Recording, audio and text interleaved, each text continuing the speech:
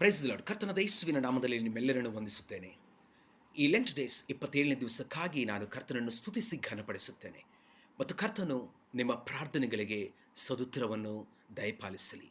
ಮತ್ತಾಯನ ಬರೆದ ಸುವಾರ್ತೆ 16ನೇ ಅಧ್ಯಾಯ 23ನೇ ವಚನದಲ್ಲಿ ನಾವು ನೋಡುತ್ತೇವೆ, ಕರ್ತನಾದ ಯೇಸು ಕ್ರಿಸ್ತನು ಪೇತ್ರನನ್ನು ಗದರಿಸಿದನು. ಯಾಕಂದರೆ ಪೇತ್ರನು ಯೇಸುಸ್ವಾಮಿ ಮರಣದ ಬಗ್ಗೆ ಕೇಳಿ ಇದು ಎಂದಿಗೂ ಆಗಬಾರದು ಎಂಬುದಾಗಿ ಹೇಳುತ್ತಿದ್ದನು. ಆದರೆ ಯೇಸುಸ್ವಾಮಿ ಲೋಕಕ್ಕೆ ಬಂದಿರುವ ಕಾರಣ ಶಿಲುಬೆಯ ಮರಣವನ್ನು ಹೊಂದಿ ಪಾಪಗಳಿಂದ ಶಾಪಗಳಿಂದ ಲೋಕವನ್ನು ಬಿಡಿಸುವುದಕ್ಕಾಗಿ ಸ್ವಾಮಿ ಲೋಕಕ್ಕೆ ಬಂದಿದ್ದಾರೆ.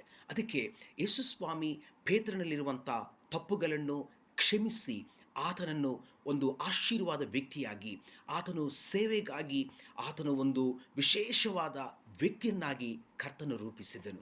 ಕರ್ತನು ನಮ್ಮನ್ನು ಆಶೀರ್ವಾದ ಮಾಡುವಾತನು, ಮಾರ್ಪಡಿಸುವಾತನು, ಬಲಪಡಿಸುವಾತನು. God bless you all.